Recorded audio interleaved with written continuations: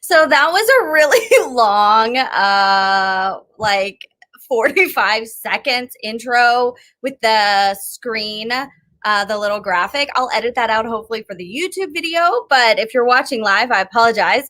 I couldn't figure out how to get rid of it, but I did. And now we're here. So I'm going to go ahead and click over here to the comments in case you would like to leave a comment if you're watching live. Of course, if you're watching the replay, you will have to put your comment down below and I'll do my best to answer it. Welcome to a video about SkyWest. I'm so excited to be sharing this because I am very, very excited about this opportunity that SkyWest is accepting flight attendant applications. I'm just so excited. So today is January 28th, 2021. Yesterday, the SkyWest portal opened. They began accepting applications. Here's what we're going to talk about in this video. We're going to talk about everything you need to know about training and the requirements to become a flight attendant. We're also going to talk about how SkyWest is changing their interview process from the way they've done it in the past and what you can expect coming out moving forward with them. And then we're also going to talk a little bit about SkyWest as a company, so that you have some of the tools that you need to interview, apply, and interview really well with SkyWest. So the first thing that I want to say is that SkyWest Airlines, that's their name, SkyWest Airlines, not SkyWest Air or Airways.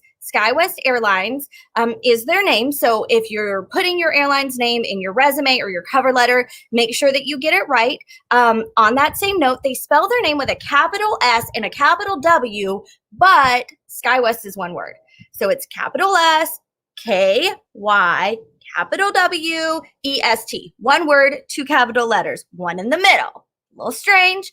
I don't think they're going to kick you out and never want to talk to you again if that W is lowercase or if you happen to make it into two words. But, it always feels good to know that you did the best that you could do. And I'm sure that whoever the recruiter is really loves to see the name of the airline spelled correctly, right? Okay, so that's the first thing that I wanted to just mention is the way that their airline name is for your application. Now, when you apply to become a SkyWest flight attendant, you're going to fill out the application. Once you have looked over the complete job listing, which is, of course, on their website, and you are sure that you qualify.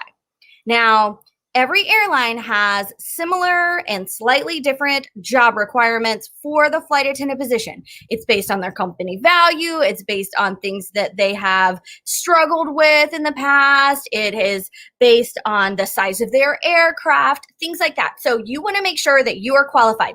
If you're too tall or you're too short, do not waste your energy.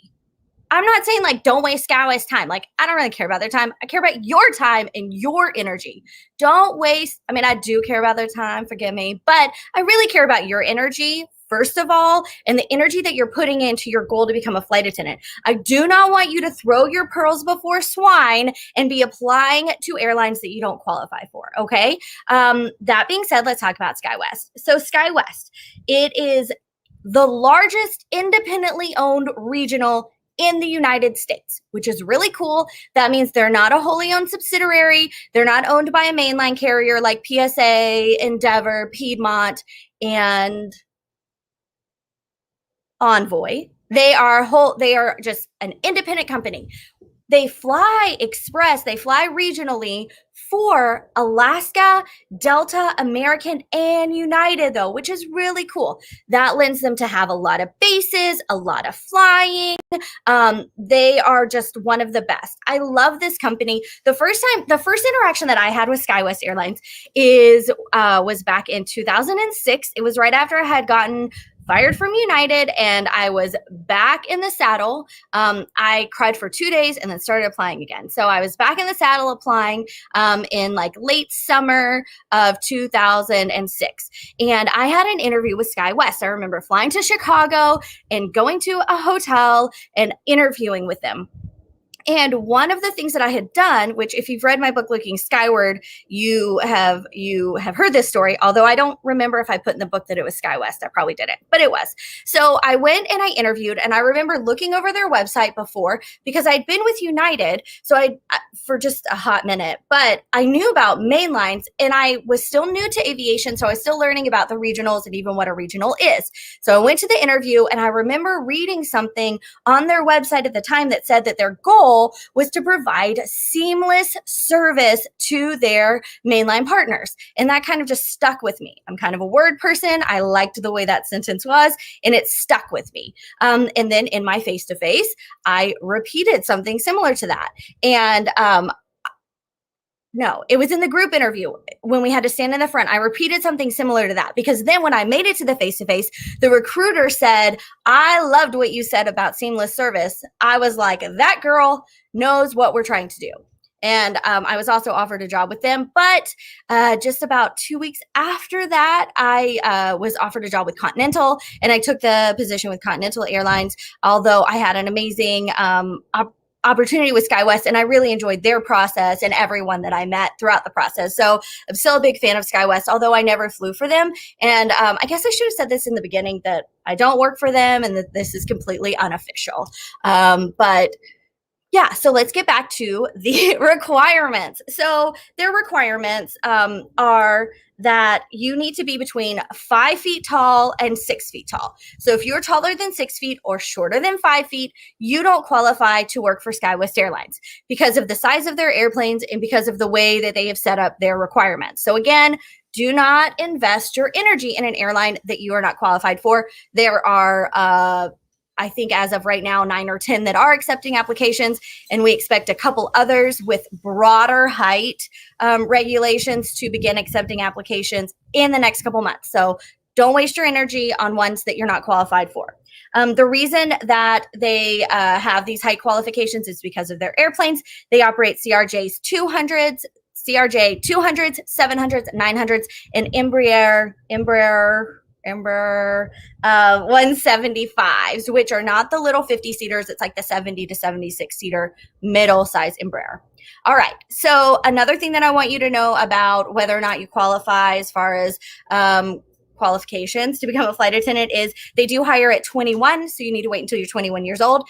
The job requirement says that you need to be in possession of a current passport. I'm going to turn this down so that my face doesn't dip out of the screen. Okay, so you have to be in possession of a current passport. It doesn't have to be a U.S. passport, but you do need to have permission to work in the U.S. So if you have a passport from another country, that passport should still allow you to have access to Mexico, Canada, and the Caribbean countries because that's who they serve. So but it says you need to be in possession of. So if you need to get your resume either renewed or you need to apply for a resume, get it. Again, don't waste your energy until you're ready to apply. They are hiring a ton of flight attendants this year. Okay, so I meant to say this earlier, but they are hiring 1,800 flight attendants in 2021. 1,800. So if you need to run down to the post office and get your passport application in, and it takes the 6 weeks to get back, I imagine there will still be a space for you. But if you apply today and you get an automatic thanks, but no thanks because you don't have your passport, then you have to wait 6 months to reapply, and we don't want to have to do that. So get your passport. You need to be in possession of a current passport. They have 18 crew bases. This is exciting. I'm going to pull up another document, and so you might see my eyes darting around because I cannot memorize all 18 bases. So it is Boise, Chicago, which is O'Hare, Colorado Springs, Dallas, Fort Worth, that's DFW, Denver, Detroit, Fresno, California, Houston, which is George Bush, Minneapolis, St. Paul, Palm Springs, California, Arizona, Portland, Salt Lake City, San Diego, San Francisco, Seattle, and Tucson. So that's a ton. They are mostly, as you can tell, probably not a surprise, SkyWest has West Coast bases. So they kind of have, as they've grown, they've expanded out. They've got 2 in Texas. They've got 1 in Chicago. They got Detroit. So they don't have any East Coast bases, but if you are on the East Coast, most cities on the East Coast do have pretty good access to Chicago or Chicago or Dallas or Houston. So if you are on the East Coast, you probably still have pretty good access to at least some of their airports. All right. So don't let that completely discourage you. But while we're talking about bases, let's talk about commuting with SkyWest. So, pre-pandemic, before everything shut down and everything, SkyWest, when they hired, were asking their new hires to sign a document committing to not commuting, committing to relocating during their probation. So, it's windy here today in the Keys. Committing to relocating. I am not sure if they still require that document or if they will require that document in this next round of hiring. Their website and their application says that you need to be willing to relocate to any of their crew bases. So they use the willing to relocate instead of the very hard, like required to relocate. So that's encouraging. And another thing that I just want to point out about relocating versus commuting on reserve is very different than commuting as a line holder or someone who has a set schedule.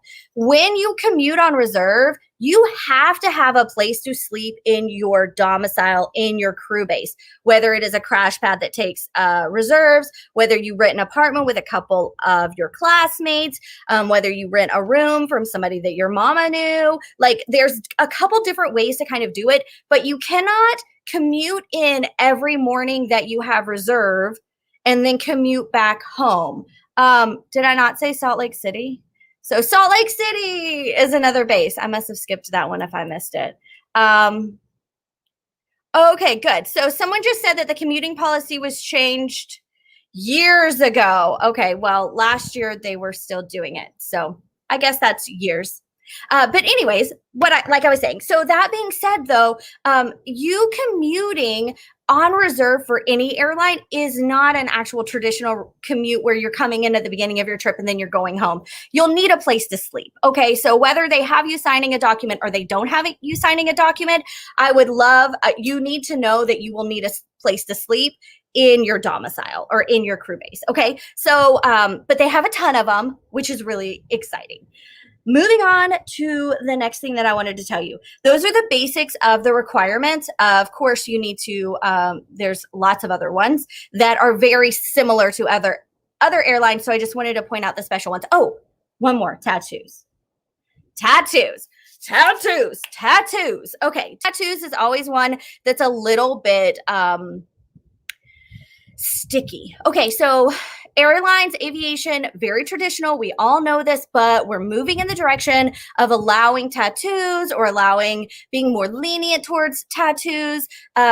Alaska is the only airline I'm aware of that allows a visible tattoo, but SkyWest, I was really encouraged. I noticed in their job requirements that it does say that all your tattoos have to be covered by your uniform. So previously, SkyWest has been one of the more strict, in my opinion, the stricter airlines as far as tattoos go. And in fact, I had been told by a couple people that they actually, instead of just saying you have to be able to wear a uniform that will cover your tattoos, it actually was that your uniforms have to be covered by any uniform choice. So, for example, if you had something on your forearm, they have short sleeve choices, so they would not consider that to be covered by the uniform. But I think that might have changed. So the current regulation to apply says that your tattoo has to be covered by your uniform. It cannot be covered by bandages. And if it is visible, it must be completely covered by makeup. What? So that right there is much more lenient than we find with some other airlines and even from what we found in SkyWest in the past. So if you have been discouraged maybe previously about applying because of your tattoos, they allow you to cover with makeup. So if you've got a wrist tattoo that peeks out underneath your watch, maybe a little derma blend would be allowed, or you've got that musical note behind your ear or whatever, a little derma blend, maybe. So I haven't really heard a lot of feedback because, of course, they're just now ramping up again for interviewing, but I was very encouraged by that. So that's something else to know, tattoos. All right, so let's talk about pay. Their current pay right now is $18.58 a flight hour. You get a raise at 6 months and you get a raise at 1 year. Your guarantee is 76 hours a month and per diem is $2 a month. Now, this is interesting too. I think that this is interesting, but I geek out over all this stuff. So SkyWest is not unionized. So Delta and SkyWest are the only flight attendant groups that I'm aware of in the United States that are not unionized. But SkyWest is part of an association, and it's called the SkyWest In-Flight Association, which is really interesting. So it appears to be similar to a union. They do have a collective bargaining agreement. So they do have a contract where you can go online and you can read about current pay and when you're going to get your raises and what relocation looks like and how you can bid and all sorts of other stuff that you would get from a unionized work group, which is really kind of cool if you like to read really thick, large legal documents. You can find one for SkyWest. But I thought that was really neat, which is why we know that they have gotten what their pay is and that it's going to kind of stay the same and you can count on those raises and things like that. Now, during training, you do get paid, which is neat. That's not for every airline. So paid training, it's about 32 days long. It's in Salt Lake City. They will pay you. You get paid 65 hours and no per diem. You get guaranteed 65 hours and no per diem while you're in training. They will provide a hotel and no meals or anything like that is provided. So you're paid and you're giving housing. Now let's talk about training because this is really cool. So the way that SkyWest allegedly is going to be doing training with the social distancing and everything necessary is they have figured out a way. I just think this is so neat to do a bulk of the training virtually, but you're not like virtual from home. You would still go to training and then on your virtual training days, you would log in on your tablet and you would watch class and you would interact with your classmates that way and you would maybe listen to the lecture and all of that will be done kind of virtually. And then they'll take groups of people from the training class into the training center to do the hands-on because you still have to do your door drills, you still have to do your evacs, you have to do your firefighting, you have to do your CPR, you have to do your emergency equipment, first aid, all that has to be done sort of in person, live and in living color. But the bulk of it gets to be done virtually, which is so smart. This will allow SkyWest to train more flight attendants more quickly, which is the only way they're going to hit their goal of 1,800 flight attendants in the next 11 months, right? So they got to get them hired too. Well, I think that they're starting training sooner than this group gets hired because they had people in the pipeline that they're going to start through training. So I thought that was really exciting and very kind of cutting edge as far as getting people trained with social distancing still being honored and respected. Okay, so that's kind of how training is going to go. I'm so excited about the whole thing, right? So training is about 32 days. After that, you'll have an IOE. So an IOE stands for Initial Operating Experience. And this is an FAA mandated thing. So you will have an IOE no matter which airline you go with. Some airlines put it during training before graduation, and some airlines put it after graduation from ground school. So your IOE with SkyWest will be after ground school, and it's usually like a 2 to 3 day trip. You'll be partnered with a check flight attendant or an instructor flight attendant, and you'll kind of go along on her trip with her, and she will help you, teach you, mentor you, guide you, correct you, all the things that you need and then that's sort of your final certification. The last step of training is 90 days later. You will have a check ride where, again, a flight attendant who is a check flight attendant, or sometimes it's a supervisor, will get on the plane and watch you operate, usually an out and back, and they'll just watch you do what you do. And again, they will mentor you and coach you and encourage you and correct you and and all of the things that come with conversations with supervisors. So that's sort of the end of the training experience with SkyWest. Okay, so let's move on to that's all my things on that note. So let's talk a little bit about SkyWest as an airline, and then we're going to talk about the SkyWest interview and what you can expect from the interview.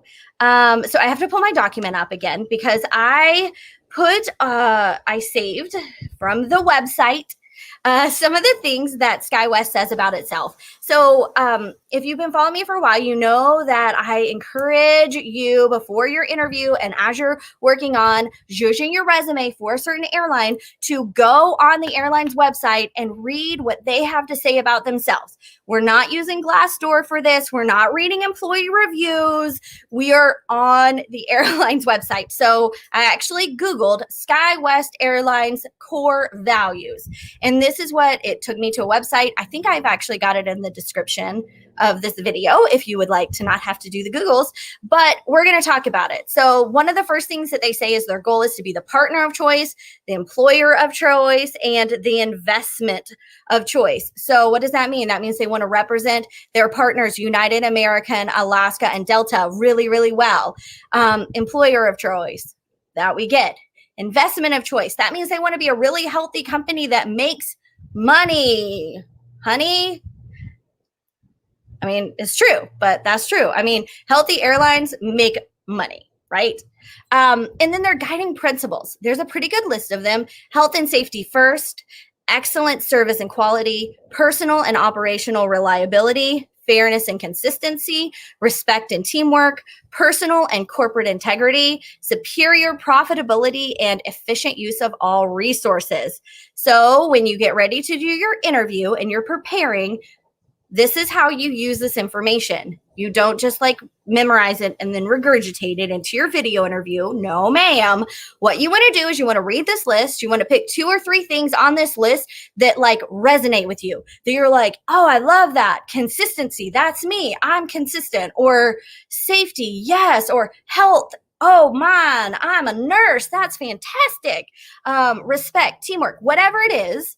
That sort of, I'm going to close this so I'm not like looking at it. So that you have figured out how you and the SkyWest core values can support each other, because that is what is going to allow you to talk about why you think you'd be a good SkyWest flight attendant, why you think you're going to fit in good with SkyWest, why you chose SkyWest, or whatever kind of question that they ask. Okay. It will allow you to, first of all, use their own language, because on a website, no word is picked just accidentally or arbitrarily. Every word is chosen preciously.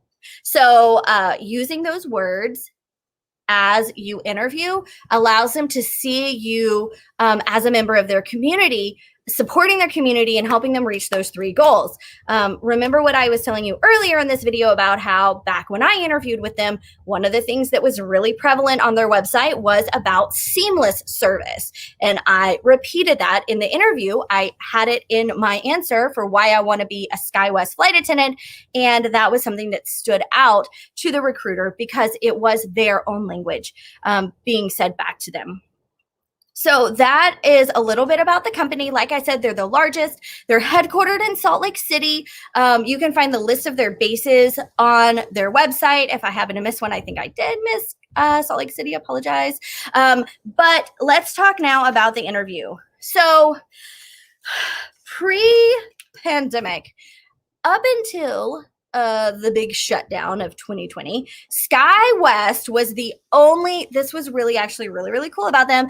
They were the only airline that did open house style interviews. These are like old school stewardess, open house, cattle call, whatever you want to call them, interviews. So before the interwebs and the internets, what you would do to get hired as a flight attendant is you would read an ad in the newspaper, usually, that a recruiting event was coming to your town or to the big city nearby, and you would get all gussied up in your best interview attire, and you would go, and your best girdle, because that was big deal back then. But anyways, you would go to this casting call, this open call that was like hundreds and hundreds of people. And then as the internet has come along and progressed, they've changed the way that interviews are done and the way you're invited to interviews. SkyWest still did that old school. I mean, you didn't have to wear a girdle, but it still did that old school feel where it's an open house.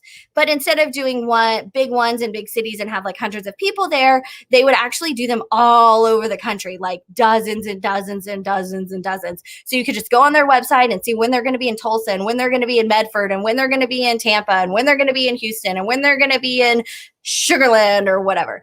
But now with the pandemic, that's not the best way to interview people.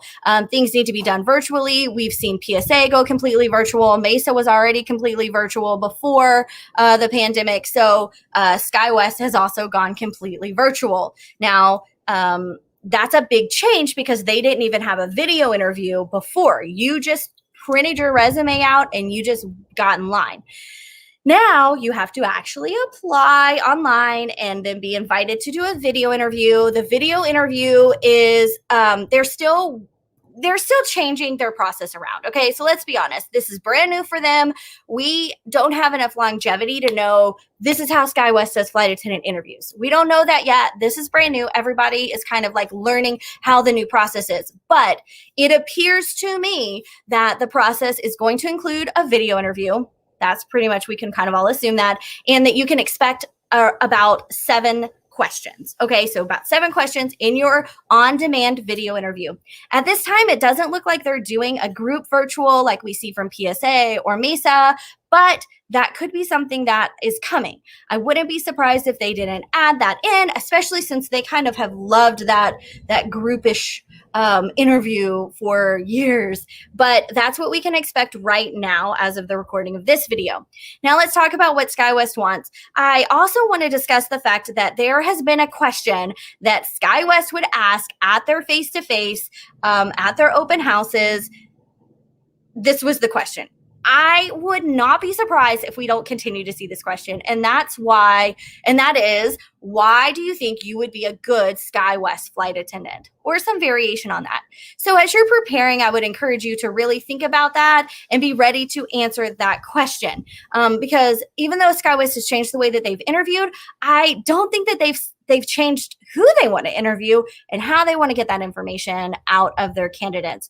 So I will do another video once I get more feedback on how the actual interview is going, what kind of questions we can expect. But I wanted to give you the information that I had now. I didn't want to have to wait. So subscribe to the YouTube channel and turn on the notifications, and you will get a notification when I post another video, including when I get more information on SkyWest. But I'm so excited for SkyWest.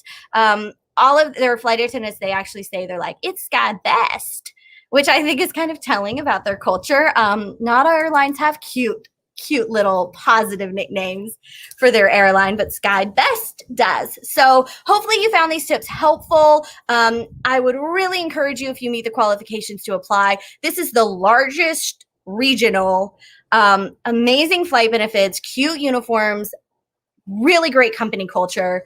If you meet the qualifications, apply. There's no reason not to if you're ready to become a flight attendant. If you need help preparing for your interview, you can feel free to send me a message and I can give you details on how we can set that up. Also, if you want more information like this in depth at your fingertips, please join the list for information about the Flight Attendant Career Hub, which is coming soon. Or if you're watching this in like March, it's already here.